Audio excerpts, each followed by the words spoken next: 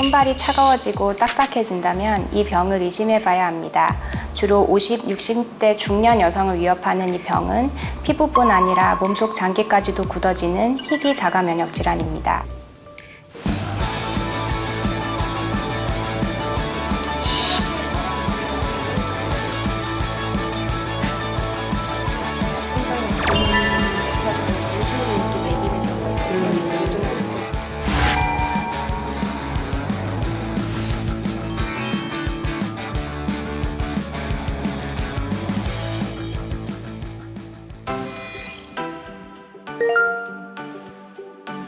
처음 들어보는 분도 많으실 텐데요. 한마디로 내 몸이 차갑고 두껍고 딱딱해지는 병이라고 할 수 있습니다.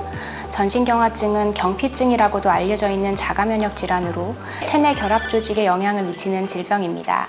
결합 조직이란 피부, 혈관, 근육, 내부 장기 등 다양한 기관을 지지하는 조직인데요. 전신경화증은 이러한 조직들이 비정상적으로 변하면서 피부가 두꺼워지고 경직되며 섬유화되는 류마티스 질환입니다. 흔히 류마티스 질환하면 류마티스 관절염을 가장 먼저 떠올리실 텐데요.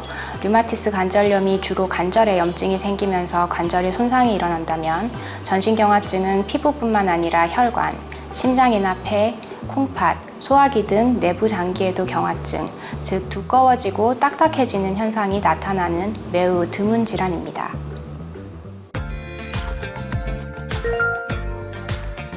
안타깝게도 아직 그 원인이 명확하게 밝혀지지는 않았습니다. 다만 다른 자가면역 질환처럼 어떤 유전학적인 소인이 있는 사람에게서 환경적인 요인이 동반될 경우에 발생할 가능성이 높은 것으로 보입니다. 희귀 질환이라 나와는 거리가 먼 질환으로 여기실 수도 있지만 우리가 이 병에 주목해야 되는 이유는 매년 그 환자가 늘고 있기 때문입니다. 실제로 건강보험평가원에 따르면 국내 전신경화증 치료 환자는 지난 2015년에 3,380명에서 꾸준히 증가해서 2019년에는 약 40% 증가한 4,740명을 기록했습니다. 성별 환자 수를 보면 여성이 남성보다 5.7배 높은 것으로 나타났고 여성 환자 중에서는 50대가 가장 많았고 다음이 60대, 40대 순인 것을 보면 특히 중년 여성들이 관심을 가져야 하는 병임을 알 수 있습니다.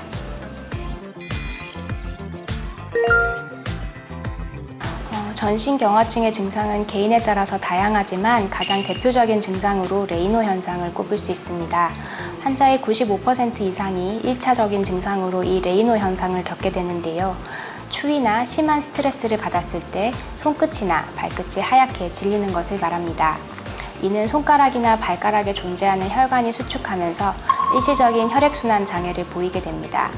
처음에는 하얗게 변하고 해당 부위에 산소 공급이 떨어지다 보니 파랗게 질리기도 합니다. 이후 이 부위를 따뜻하게 해주면 다시 혈류가 재개되면서 붉게 발적되고 회복하게 되는데요. 색조 변화와 함께 통증, 저림, 감각 저하 등을 동반하기도 합니다.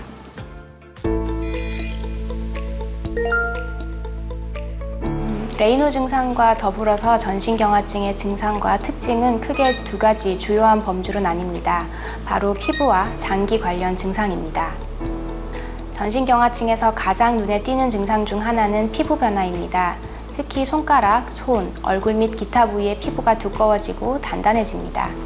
이러한 피부의 경직은 움직임을 제한하게 되고 손 기능이나 얼굴 표정에 어려움을 초래하게 되는데요. 처음에는 손끝, 손가락이 붓다가 이후에는 딱딱하게 바뀌고 이렇게 우리가 피부를 당겼을 때 잘 당겨지지 않는 것을 확인을 할 수 있습니다. 초기에 손가락이 부을 때는 발적이나 가려움증, 피부 통증이 동반되기도 하고 피부가 건조해지기도 합니다. 이 과정이 수개월간 지속되면서 피부 경화가 점점 더 진행하게 되는데요.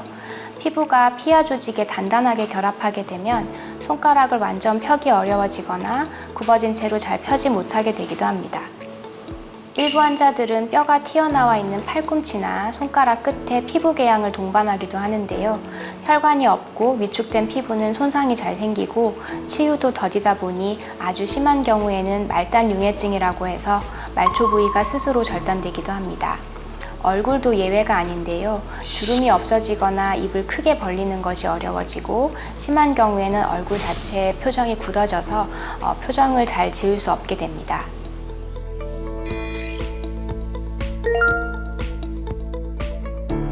피부 변화는 생활의 불편함을 야기하기는 하지만 생존에는 큰 지장이 없습니다.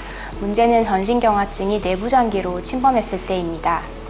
전신경화증은 심장, 소화기, 폐 등 내부장기에도 영향을 미칠 수 있으며 이로 인하여 심각한 합병증이 발생할 수 있습니다.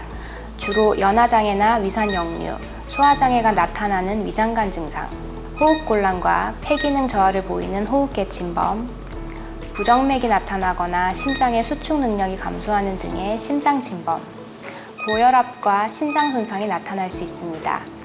이런 내부장기들의 침범들은 장기가 굳어지면서 제대로 자가 역할을 하지 못함으로써 나타나게 됩니다.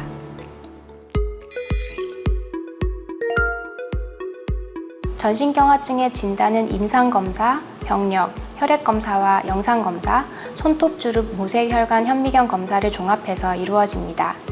내부장기의 침범 및 손상 정도를 평가하기 위해서 폐기능 검사, 폐고해상도 CT, 위내시경 및 식도 운동 검사, 심전도, 심초음파 등을 시행할 수 있습니다.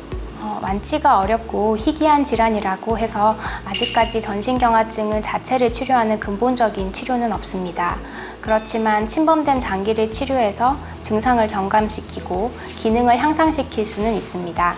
임상 양상과 중증도가 다양하기 때문에 환자마다 각각 다른 치료를 하게 되는 경우가 많은데요. 경피증에 사용되는 약제는 크게 3가지입니다. 레이노 증상 등 혈관 증상을 치료하기 위한 혈관악장제, 자가면역성 염증 반응을 조절하기 위한 면역억제제, 마지막으로 섬유화가 되는 것을 억제하는 항섬유화제제로 나뉩니다. 장기 침범이 발병 3년 이내 발생할 수 있어서 피부 경화가 진행하는 시기에 장기 침범을 최소화하기 위해서 적극적인 치료가 필요하고 폐의 섬유화 역시 지속적으로 진행하므로 여기에 대한 호흡기 내과와의 다학제적 치료가 필요합니다. 무엇보다도 장기의 손상이 나타나기 전에 조기에 진단해서 적극적으로 치료를 하는 것이 가장 중요하다 하겠습니다. 환자마다 증상의 호전 정도가 달라서 약물 치료가 아닌 특정 식이요법이나 건강보조식품으로 눈을 돌리는 경우가 덜어 있습니다. 하지만 이것은 오히려 병을 악화시킬 수 있다는 점을 명심해야 합니다. 면역력 강화에 도움이 된다는 일부 건강보조식품들이 마치 전신경화증에도 효과가 있는 것처럼 현혹하는 경우가 있지만 이는 잘못된 사실입니다. 전신경화증과 같은 자가면역 질환은 면역력이 부족한 병이라고 하기보다는 면역 조절의 불균형이나 과도한 면역 반응에 의해서 자신의 면역 체계가 자신의 몸을 상하게 하는 질환이기 때문입니다.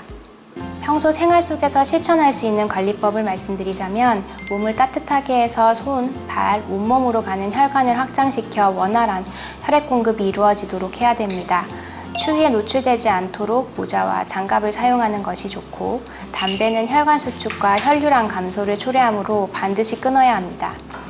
스트레칭 등 규칙적인 운동은 수축되는 몸을 유연하게 만들고 혈액순환에도 큰 도움이 됩니다. 밀식도 역류 증상이 흔히 발생하게 되므로 식사는 소량의 음식을 여러 번 나누어 먹고 맵고 짠 자극적인 음식, 초콜릿, 카페인 등은 피하는 것이 좋습니다.